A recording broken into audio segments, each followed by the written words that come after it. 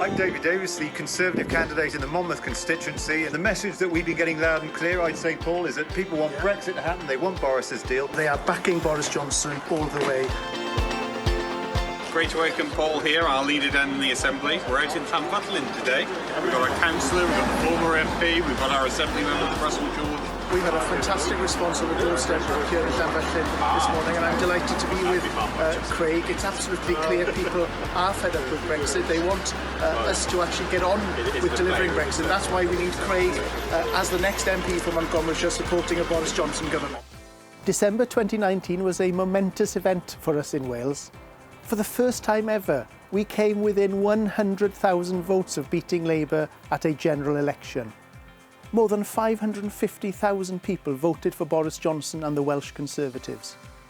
We elected our first ever female Welsh Conservative MPs and came within 200 votes of electing the first ever BAME MP from any party in Wales. Well, it's great to be joined here this morning by Paul Davies, the leader of the Welsh Conservatives. We've got some really warm support from our friends in the Assembly, and we've had a really great morning today. I think we've had a fantastic response on the doorstep today, and the message is absolutely clear. People want us to get Brexit done, and the only way we can actually get Brexit done is to vote for you. The general election result shows that as Conservatives, we are a force in Wales. A force that after 20 years of Labour-led rule can no longer be ignored. A force that next year can deliver real change for the people of Wales. A force that will bring about a devolution revolution in Wales. We need to see a radical approach now after 20 years of Labour and Labour-led governments, and that's what I've been talking about in the speech, making sure that we see that radical approach. We need a revolution within the way that government works here in Wales in order to make sure that it focuses on the structure, it makes sure that it changes the pace of how government delivers, and that's what I want to see, and that's why I've appointed Angela Burns as the Shadow Minister for Government Resilience and Efficiency, so that she, over the next 10 months, is going to concentrate on how we can actually change the way that government delivers if we get into government next year. And that's the radical approach I actually want to see if I'm First Minister. I want to lead a government that focuses on delivery, and that's what I'm determined to do.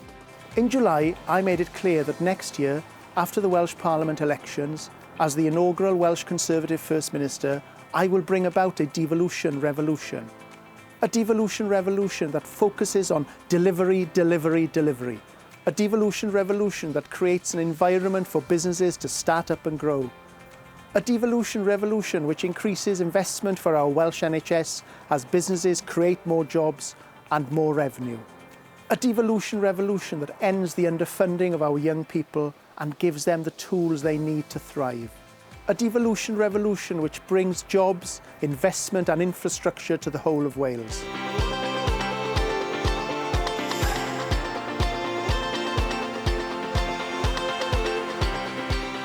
Our devolution revolution is more important than ever with the impact of COVID-19.